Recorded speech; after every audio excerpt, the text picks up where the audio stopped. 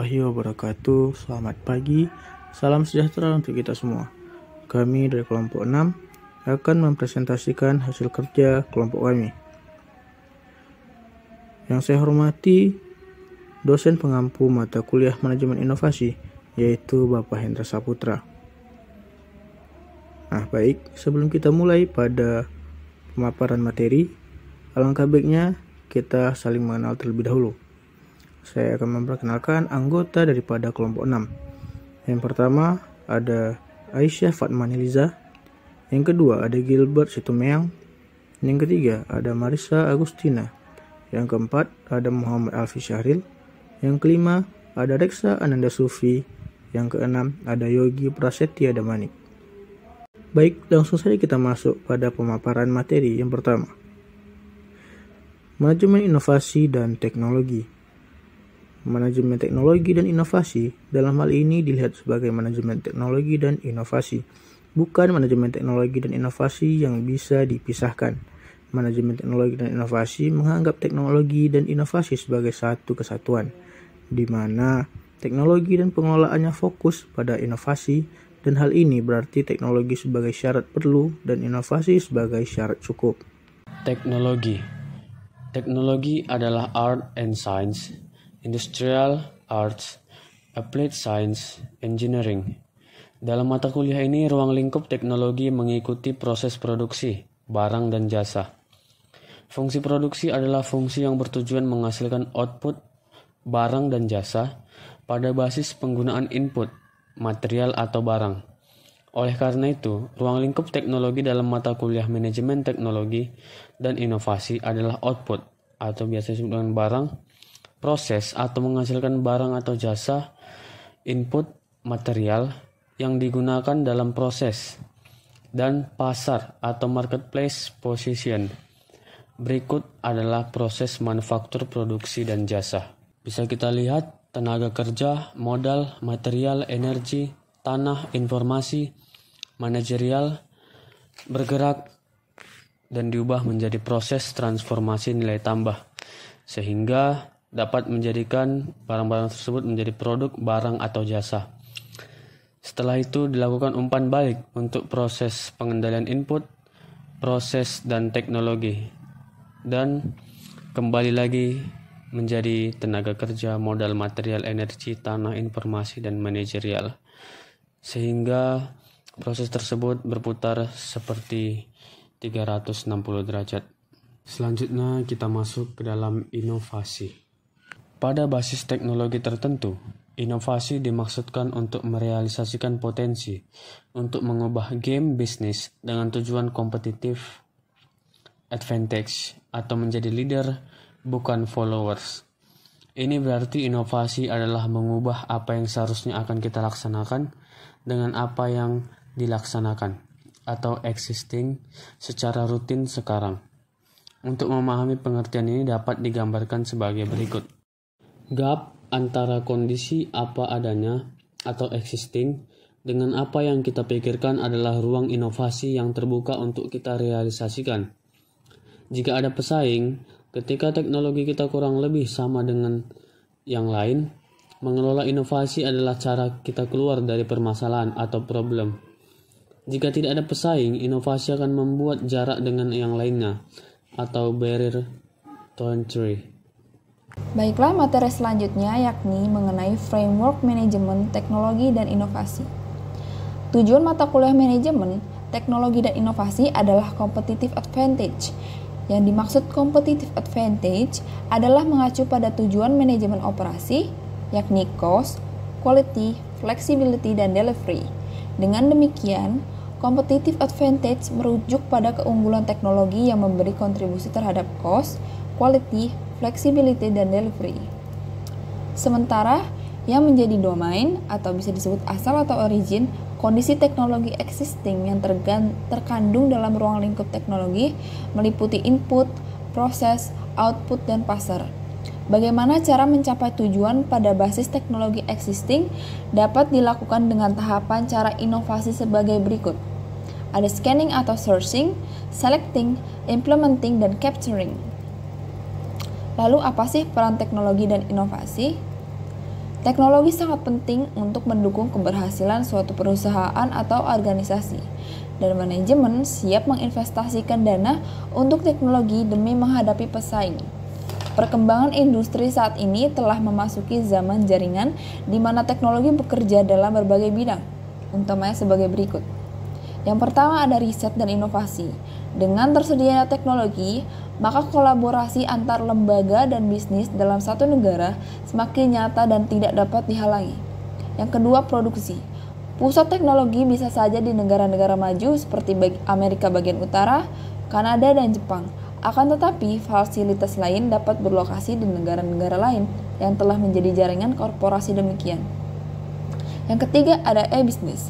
Penggunaan internet dan bentuk lainnya telah memungkinkan kontak bisnis secara langsung yang dikenal dengan business to business dan sampai sekarang diprediksikan akan naik secara nyata. Lalu yang keempat ada diaspora. Sebaran daripada ilmu dan teknologi demikian cepat yang apabila datang dari negara berkembang akan dapat menciptakan nilai kepada negara tersebut dengan memberikan nilai kepada bisnis, hubungan, dan transfer keahlian dari negara basisnya. Yang kelima ada advokasi. Dengan tersedianya teknologi, maka antara pihak yang berkaitan dapat memberikan advokasi satu dengan yang lainnya. Lalu peran teknologi dalam inovasi dapat memperbaiki pelayanan pelanggan dan memberikan keuntungan komersial. Inovasi didefinisikan sebagai memperkenalkan sesuatu yang baru dan terkait dengan manajemen. Sumber inovasi seringkali berasal dari teknologi, meskipun bukan satu-satunya sumber. Oleh karena itu, teknologi dan inovasi perlu dikelola dengan baik agar strategi dapat terlaksana dan tujuan tercapai. Selanjutnya, tantangan inovasi. Ada 5 tantangan inovasi. Yang pertama yaitu unclear direction. Banyak korporasi ingin melakukan inovasi, namun beberapa tidak memiliki arahan yang jelas mengenai inovasi yang diinginkan. Tanpa arahan yang jelas, inovasi tidak akan saling bersinergi dan mungkin malah menghalangi pencapaian tujuan strategis perusahaan. Yang kedua, lacking of commitment. Proses inovasi bukanlah jalan yang lurus dan mulus, melainkan dapat berputar-putar sebelum mencapai impact yang diharapkan. Inovasi dapat menantang standar perusahaan yang ada dan menyebabkan friksi, sehingga membutuhkan komitmen yang kuat untuk memastikan keberhasilan proses inovasi. Tantangan inovasi yang ketiga ada functional silo. Perusahaan dibangun berdasarkan fungsi-fungsi yang memisahkan satu fungsi dengan fungsi lainnya, seperti produksi, keuangan, dan pemasaran.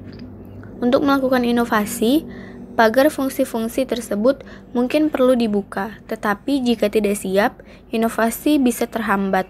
Untuk mencapai inovasi yang signifikan, perlu berpikir melebihi batasan yang ada dan mengubah cara yang sudah dilakukan sebelumnya jika tidak lagi relevan. Selanjutnya, tantangan yang keempat yaitu insufficient support system. Inovasi merupakan proses yang dinamis hingga memerlukan adanya sistem yang mendukung. Dengan begitu, kita bisa dengan mudah mengukur apakah inovasi yang dilakukan sudah sesuai atau justru melenceng. Yang terakhir ada demand for immediate evidence atau impact. Inovasi dari middle layer, bukan top management. Atasan menuntut dampak nyata dalam waktu dekat. Itu tantangan menghasilkan inovasi impactful. Ada 5 tantangan inovasi yang biasa dihadapi perusahaan. Mengetahuinya membantu perusahaan mempersiapkan langkah-langkah menghadapinya. Selanjutnya ada strategi inovasi dan keunggulan bersaing. Strategi inovasi dan keunggulan bersaing, jumlah pelaku usaha yang meningkat menyebabkan persaingan pasar semakin ketat dan kompleks, sehingga akibatnya perusahaan kini berlomba menciptakan inovasi baru untuk mempertahankan eksistensi bisnisnya. Yang dapat dimulai dari hal-hal sederhana, misalnya sebagai berikut. Yang pertama, produk unik dan menarik. Sebagian besar pelaku usaha pastinya berusaha untuk menciptakan produk baru yang belum pernah ada sebelumnya. Strategi ini memang cukup efektif sehingga produk yang Anda ciptakan memiliki daya saing yang cukup kuat dan mampu bertahan di tengah padatnya persaingan pasar dalam menciptakan produk baru. Selanjutnya yang kedua, manfaatkan teknologi modern. Strategi inovasi juga bisa Anda jalankan dengan memanfaatkan bantuan teknologi modern dalam setiap produksi maupun operasional usaha. Dengan begitu, Anda bisa lebih produktif, memiliki daya saing produk yang lebih tinggi, serta bisa lebih teliti untuk mengurangi resiko kesalahan kerja yang disebabkan oleh human error. Yang ketiga, yaitu meningkatkan kualitas SDM. Untuk menciptakan produk yang inovatif, tentunya dibutuhkan sumber daya manusia yang berkompetensi dan memiliki kreativitas yang cukup tinggi. Karenanya, sebelum merencanakan sesuatu yang inovatif, penting bagi Anda untuk meningkatkan pengetahuan dan kemampuan karyawan sesuai dengan perkembangan perusahaan. Sebab, tanpa tangan-tangan kreatif, produk inovatif bisa tercipta.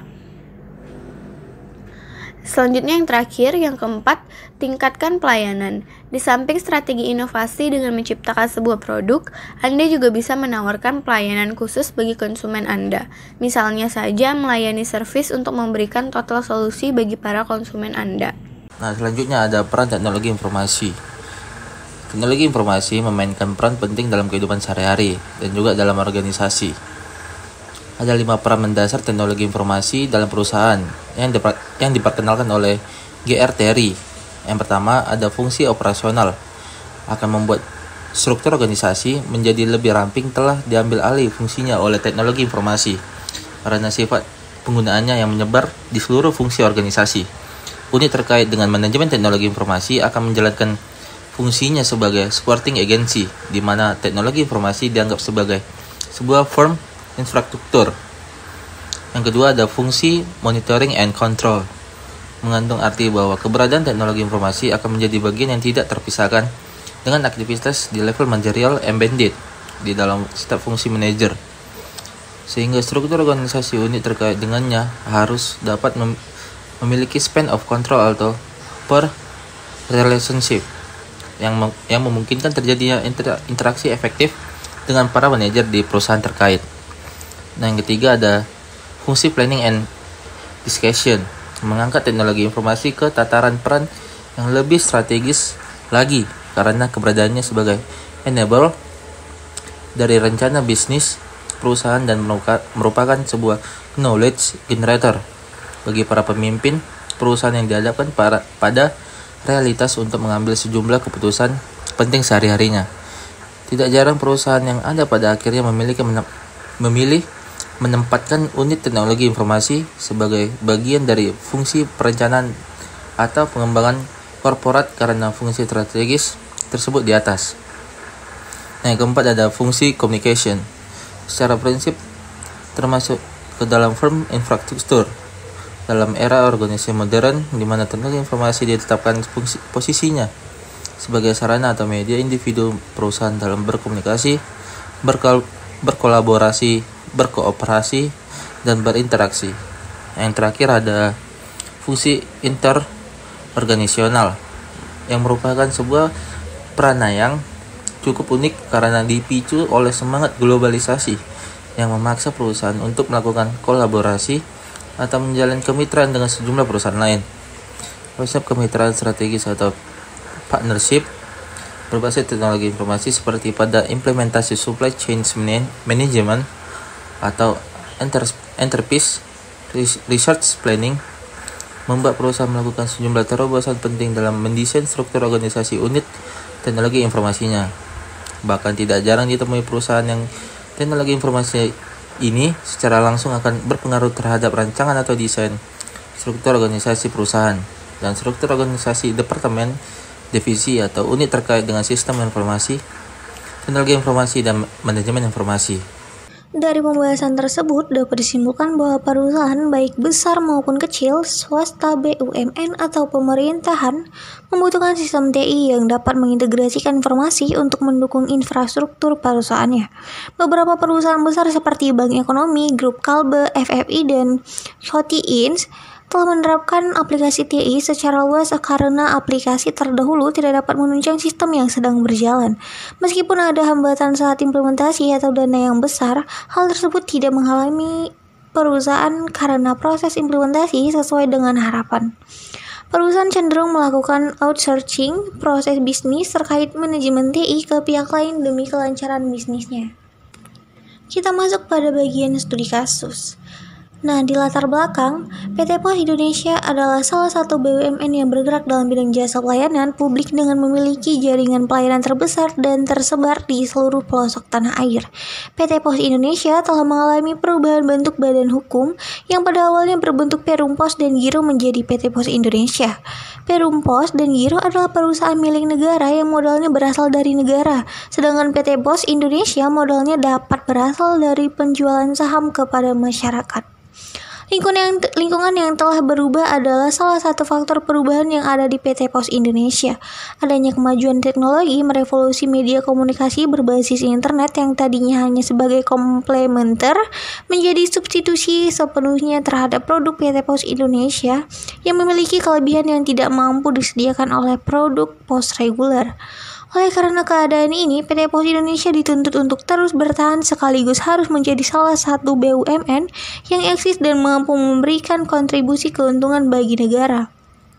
PT Pos dalam posisinya saat ini harus melakukan langkah drastis untuk mengubah perusahaan dari tidak efisien menjadi efisien, dari merugi menjadi menguntungkan, dan dari non-produktif menjadi bertumbuh serta produktif.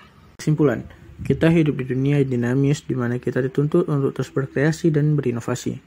Jika tidak ingin terhenti dan tersingkirkan, memahami proses perubahan yang terjadi merupakan tahap awal krisis agar dapat memanfaatkan secara optimal, memaksimumkan manfaat, dan meminimumkan risiko. Strategi inovasi atau pengembangan produk baik merupakan kombinasi yang bersifat internal.